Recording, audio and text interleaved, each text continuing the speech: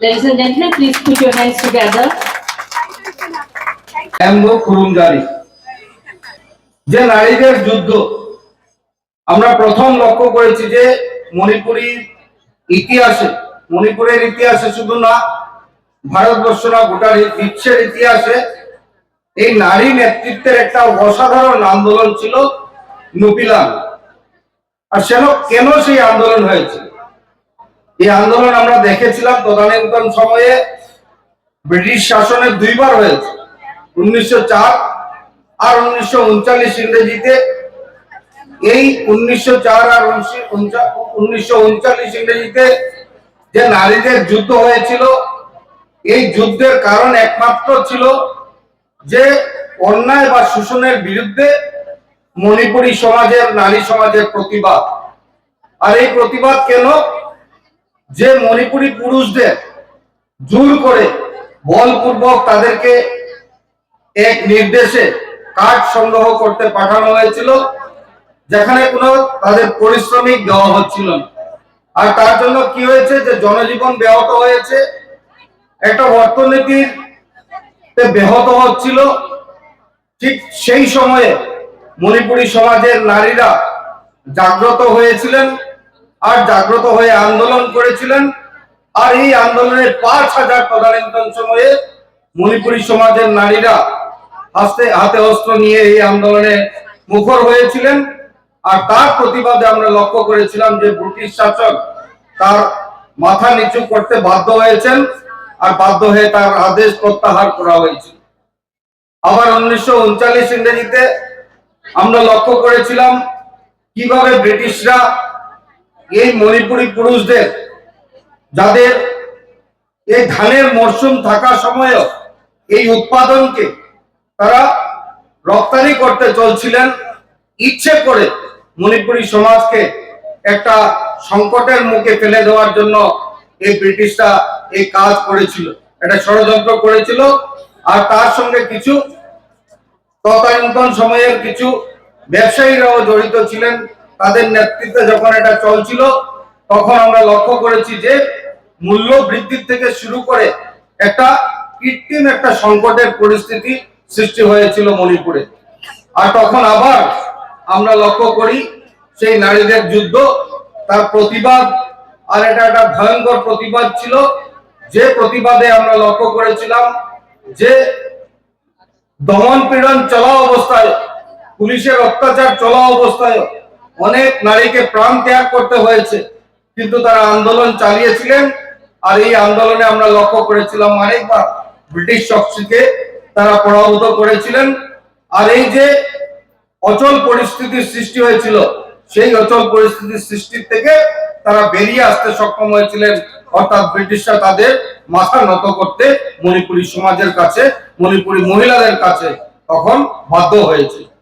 আর এই নুপিলান থেকে আমরা নারীদের শক্তি, তাদের যে কি শক্তি রয়েছে, সেটা গোটা ভারতবর্ষ, গোটা সমাজ, গোটা পৃথিবী সকল দেখেছি। আর এই সাহসী মণিপুরী মহিলাদের যারা আজকে প্রাণ বিসর্জন দিয়েছেন, তাদের সকলের চরণে আমি আমার শতকোটি প্রণাম নিবেদন করেছি। মাননীয় মন্ত্রী এখানে উল্লেখ করে গেছেন যে ভারতবর্ষ যে আজকে যেভাবে এগিয়ে চলছে, আসাম রাজ্য যেভাবে এগিয়ে চলছে, তাই মণিপুরী সমাজকে সাথে সাথে প্রত্যেক সমাজকে একসাথে এগিয়ে নিয়ে যাওয়ার জন্য যে প্রধানমন্ত্রীর অসাধারণ যে ব্যবস্থা, সেই ব্যবস্থা আজকে পরিলক্ষিত হয়েছে। আর মণিপুরী সমাজ ভারতীয় জনতা পার্টিকে বিশ্বাস রেখে মণিপুরী সমাজ বিভিন্ন জায়গায় আজকে ভারতীয় জনতা পার্টিকে প্রতিষ্ঠিত করেছেন, আসাম রাজ্য ভারতীয় জনতা পার্টিতে প্রতিষ্ঠিত করেছেন। আর তার জন্য একটা দায়বদ্ধতা নিয়ে যাতে মণিপুরী ল্যাঙ্গুয়েজ অফিসিয়াল ল্যাঙ্গুয়েজ হয়, অ্যাসোসিয়েট ল্যাঙ্গুয়েজের জন্য বরাক উপত্যকা সহ হোজাই ডিস্ট্রিক্টে তার জন্য মাননীয় মুখ্যমন্ত্রী দায়িত্ব নিয়েছিলেন। আর মাননীয় মুখ্যমন্ত্রীর নেতৃত্বে এই দায়িত্ব পালন হয়, যার জন্য আজকের এই সভায় আমি মাননীয় মুখ্যমন্ত্রীকে অসংখ্য শ্রদ্ধা নিবেদন করছি। আগামী দিনেও অনেক প্ল্যান রয়েছে, যেটা মাননীয় মন্ত্রী বলেছেন। আমিও আমার কনস্টিটিউয়েন্সিতে অনেক মাইথেই মণিপুরী সমাজের মানুষ রয়েছেন, যাদের অনেককেই আমি গার্জিয়ান হিসেবে মানি, আর তাদেরকে সামনে রেখে এই সমাজের কি করে কল্যাণ করা যায়, সমাজের বিভিন্ন কাজ কি করে করা যায়, তার জন্য আমি সচেষ্ট সব সময় ছিলাম, আছি আর থাকবো। আপনারা জানেন যে আমি বিধায়ক হওয়ার পর প্রথমবারের মতো আমি স্বপ্ন দেখেছিলাম যে আমাদের এই মারচিং মায়াপুর মন্দিরটি একটা জাগ্রত মন্দির, আর এখানে যেতে হলে আমাদের রাস্তাঘাট ছিল না। এই রাস্তাঘাট কি করে করা যায় তার জন্য সচেষ্ট হয়েছিলাম। আর আপনারা শুনলে খুশি হবেন যে আমি বিধায়ক হওয়ার পর প্রথম 5টা রাস্তার কাজ দেই। এই 5টা রাস্তার কাজের মধ্যে একটা কাজ হলো এই আমাদের মারচিং মন্দিরের রাস্তার কাজ। আর এই রাস্তার কাজ শুধু না, এই যে মন্দিরটা একটা জাগ্রত মন্দির, আর এটা সমাজের সকলের কাছে একটা বড় মন্দির। তার জন্য বিভিন্নভাবে ওয়াইএন সিং বলুন, অনন্তা সিং বলুন, রাজকুমার কাকু সহ সকলের সাথে কথা বলে আগামী দিনে আমরা একটা স্বপ্ন দেখছি এই মন্দিরের ইনফ্রাস্ট্রাকচার ডেভেলপমেন্টের জন্য আমরা কি করতে পারি, বা এই মন্দিরকে আমরা আগামী দিনে শুধু মণিপুরী সমাজ না, বরাক উপত্যকার একটা আকর্ষণীয় জায়গা হিসাবে আমরা নিয়ে যেতে চাই।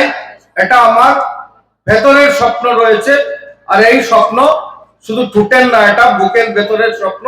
আমি আশা রাখি যে যারা আজকে মণিপুরী সমাজের জন্য প্রাণ বলিদান করেছেন, তাদের আশীর্বাদে এই স্বপ্ন পূরণ হবে বলে আমি বিশ্বাসী রয়েছে। আপনারা জানেন যে মাননীয় মন্ত্রী বলেছেন বরাক ভ্যালি ডেভেলপমেন্ট ডিপার্টমেন্ট থেকে মাননীয় মুখ্যমন্ত্রীর নেতৃত্বে আলাপ আলোচনা হয়। মাননীয় মন্ত্রীকে উনি বলেছিলেন বরাক উপত্যকার সকলের সাথে কথা বলে আমরা কি করে এই টাকাকে খরচা করব তার একটা রূপরেখা তৈরি করার জন্য মাননীয় মন্ত্রীও উদ্যোগী হয়েছিলেন যে ধর্মকে রক্ষা করতে হবে। সেই ক্ষেত্রে মণিপুরী সমাজের যে মন্দিরগুলো রয়েছে তার ইনফ্রাস্ট্রাকচারকে আমরা কি করে ভালো করতে পারি, তার জন্য আমাকেও বলা হয়েছিল। যদিও আমাদের কনস্টিটিউয়েন্সিতে অনেক মন্দির রয়েছে, অনেক মন্দিরে আমি ইতিমধ্যে কন্ট্রিবিউশন করেছি এমএলএ এলএডির ফান্ড থেকে, তাও বড়ভাবে কন্ট্রিবিউশন আমরা করতে পারিনি। তাই একটা সুযোগ পেয়েছি, যার জন্য এই সুযোগে আমি দুটা মন্দিরের এখানে উল্লেখ করেছিলাম। ওনাকে আমি একটা চিঠি দিয়েছি, তার মধ্যে এই দুটা মন্দির আমি ধরে দিয়েছিলাম যে মন্দিরগুলোর আমরা ইনফ্রাস্ট্রাকচার ডেভেলপমেন্ট করতে যাব। ওয়াইএন সিং মহোদয় আগেও একটা উনি মাস্টার প্ল্যান তৈরি করেছেন, আমি ওনাকে বলেছিলাম একটা মাস্টার প্ল্যান আমরা তৈরি করি, ঠাকুরের আশীর্বাদে সেটা কে করবে না করবে পরের ব্যাপার, কিন্তু মাস্টার প্ল্যান যদি তৈরি করি তাহলে আমাদের কাজ হবে। সেই লক্ষ্যে আমরা একটা মাস্টার প্ল্যান তৈরি করেছিলাম।